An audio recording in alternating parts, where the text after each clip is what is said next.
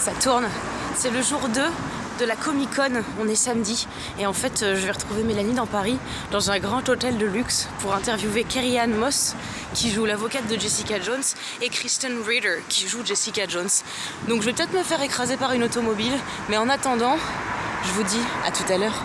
We're a feminine magazine, but not only, and we're pretty much about feminism and all this kind of stuff. So we're never going to tell girls do a diet and thank God. but just Awesome. We're just about be happy with who you are and just be who you are. So I have a bunch of stickers. So this one is for you. It says I read Mademoiselle and I have a big pair. You choose whatever pair you have. Big pair? Yes, a big pair. It's like a French expression that means I have like guts. And this is for you. I read Mademoiselle, and I can do it. Yes.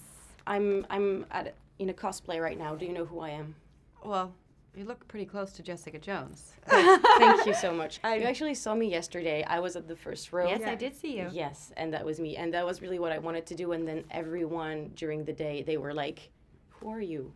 And I was like, I'm Obviously. a superhero. I am. Yeah, that's exciting. Thank you. I'm really happy to be here. Thank you so much for having me.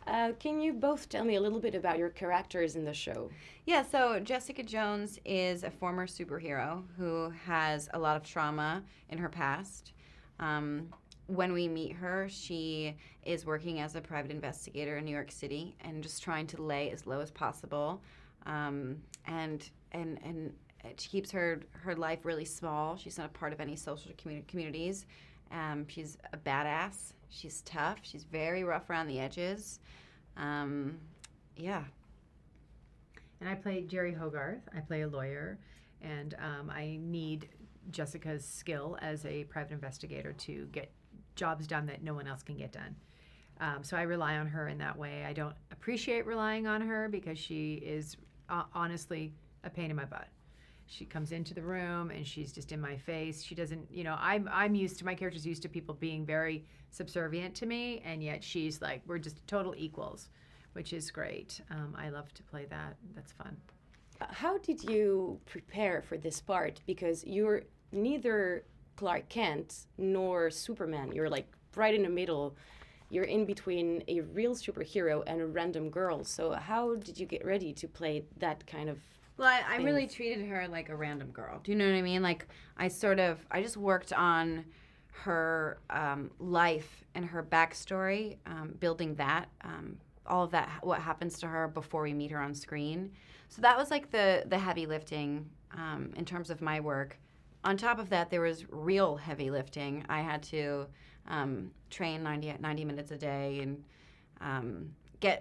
learn how to throw a punch. Things like that, which was really fun. And hard. I mean, it's hard to make that look real. Yeah, it's hard to make that look real. And also, if you've never, ever done it before, I'd never done stunts in my career before. Thank you. So I committed, really, as soon as I started auditioning for the part, I just went in there and I worked every day with my acting teacher. That's all I did. That's all I thought about. I just was eating and sleeping and breathing Jessica Jones. I tried to, like, early on, I figured out, like, how does she hold her body? How does she walk? So I just worked really hard on it. Who inspired you? Like, is there anyone out there that inspired you? An actress, a famous person? For the part? Absolutely not. No. What inspired me was the scripts, the writing, the original comics, Alias.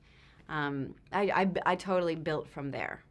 You are, Carrie-Anne, playing the first lesbian character in the Marvel movies. How do you feel knowing that you might be really inspiring for the generation that is coming now?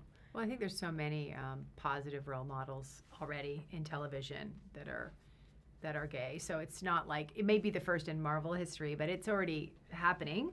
But I love that I'm, in this genre getting to be that. It's always amazing to be the first of something. I think it's sort of, and it's also very kind of a natural, if I think about my career and like having had the success with The Matrix and being Trinity, it's like all these years later, not that I could ever like plan that, but it just makes sense. It's like I trust things in my life, like that things are meant to be the way they are. And I look at it now and I go, wow, that really does sort of make sense. So I hope to be a positive role model. That's very important to me. You've always been. Thank you. It's important to me that that I inspire people, and I hope that people inspire me. So I hope to be that for people too.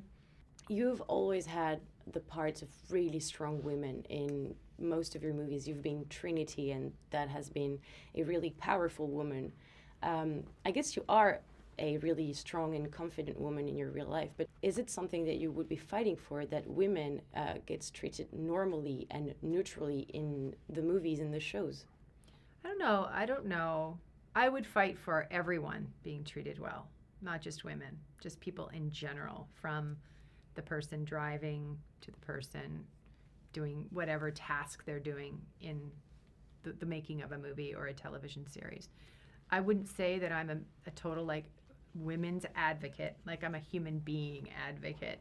Of course, there's all this, if I see somebody younger than I am and I see them struggling with things that I remember struggling with as a young actress,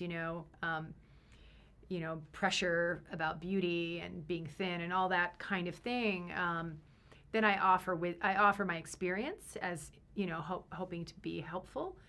Obviously I adore younger women and sharing and being part of that, but I kind of look at all people in that way. Are you aware that this part of Jessica Jones will probably inspire also an entire generation of writers and actors and everyone in the movie and TV shows industry? Because it's really not often that we have a part like Jessica Jones, and you are playing it so well. Thank you. I am so excited about that, and when I read it originally, I did feel that way. I did feel like this could be groundbreaking. Like I would, granted the content is adult, but I would love if there are younger women who are like, fuck yeah, anything. It just feels kind of groundbreaking in that way.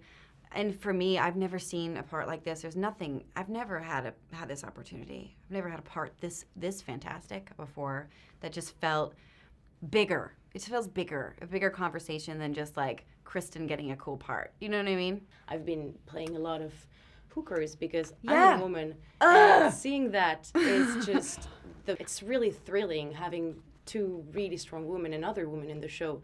And seeing how they're powerful and badass and just human beings before they're women. I couldn't agree with you more. I can't even tell you how many scripts I've seen, whether it's a small part or a supporting part or usually a supporting part, to play a stripper who dominates the guy because she's owning it. I'm like, I swear to God, I probably saw 10 of those in the past year or maybe 2 years. I'm like, oh my God, what's with these because it's the male. Good Lord. It's the male fantasy, or it's the male They're perspective. Like, oh, it's a really fun part because she's totally owning it. No, she's in her fucking G-string. Sorry. But you know what I mean? That's why I'm so excited about something like Jessica Jones. Not just for my part, but Carrie-Anne has a fantastic part. Rachel Taylor has a fantastic part. One of the coolest female friendships I've seen. We never talk about a guy. We never talk about a wedding or an outfit. It's real life stuff. It's really complicated. Sorry, I just get so worked up about that. Yeah. Well, I gotta take a deep breath. So much because you really inspired me, both of you. Yeah. You're awesome. So much. You are awesome. You are the best interview we've ever had. Yeah. Coucou. Elles ont dit que j'étais la meilleure interview qu'elles avaient eue. Je pense qu'elles ont menti, mais ça m'a tellement fait plaisir. Elles sont tellement géniales. J'aimerais les épouser toutes les deux. Qu'on ne connaît pas, en même temps ça permet de connaître d'autres pays. Et c'est pour ça que je me sens... C'est ma vanne, on est d'accord. Hein. Maintenant c'est devenu genre la vanne Twitter et tout, hashtag Voldemort. Les gars,